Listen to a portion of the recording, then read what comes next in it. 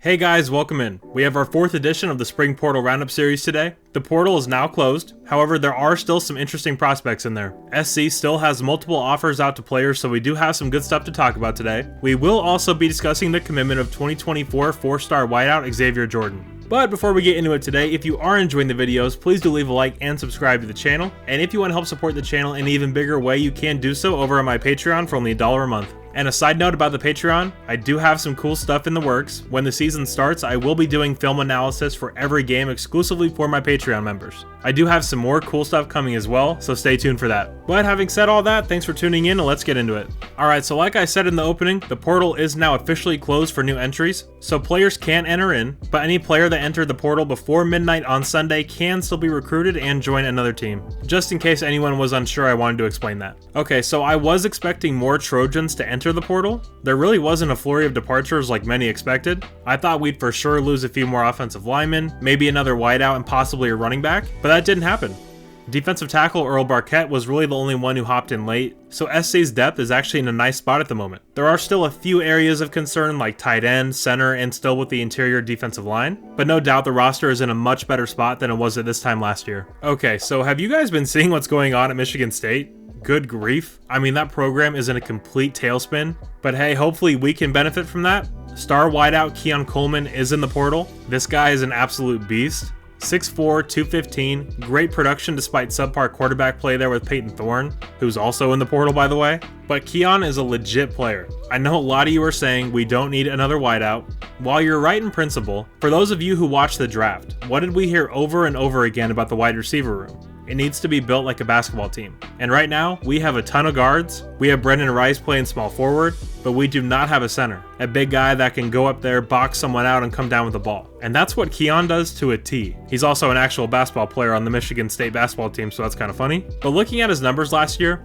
7 touchdowns, almost 14 yards a catch, 800 yards, and again, with the quarterback play there at MSU, that's fantastic. And watching some of his film, this guy would really add an element to this offense we don't have. There are reports that USC is in on Keon. There's also reports that USC isn't expected to pursue him. So one to monitor here for sure.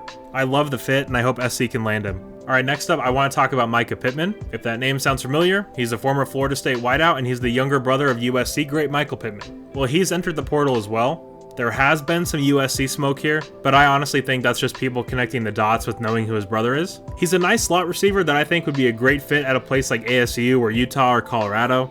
I personally don't see this one happening. USC does still have offers out there to Houston guard Cameron Johnson and Alabama defensive back Traquan Fegans. Traquan is reportedly going to visit this upcoming weekend, while Johnson appears to be out for the Trojans, which again, I've watched a lot of his film and I don't really think he's that good of a player. There's a reason Missouri and Colorado are his other 2 main schools. I do think SC sits in a great spot to land Fegans though. Love his upside and we'll probably have some news about him this weekend. Alright, next, my dreams of landing UAB Swiss Army knife Jalen Key were crushed over the weekend as he put out his top 6, and USC was not in it. If Jalen wasn't interested in USC, that's one thing, but I do feel like it's a big miss and a complete oversight if the staff didn't go after him at all. The schools that are in on him show the quality of player he is. So unfortunate there, would have loved to have seen him in the Cardinal and Gold. Alright, flipping over to some recruiting news. USC did land a commitment from 4-star 2024 wideout Xavier Jordan. Xavier comes out of Sierra Canyon High School. He's listed at 6'1", 165. I love his game. He shows some real explosion off the line. Great after the catch. And if he breaks that first tackle, he is gone. He is lightning fast, can score from any part of the field, definitely has the frame to put on more weight as well.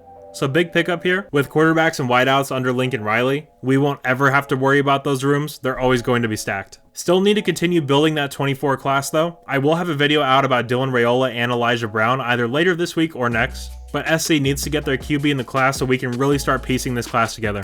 So yeah, that's all I have for you guys today. The portal news is definitely winding down, and we're going to be getting to that dead period of the offseason. So if you guys have anything you'd like to see on the channel in that time, whether it be discussions about previous Trojan teams or great games of the past, all-time player rankings, whatever you guys want to see, please let me know down in the comments. And if you did enjoy the video today, please do leave a like and subscribe to the channel if you haven't already. Thanks so much for your support, guys, and as always, take care and fight on.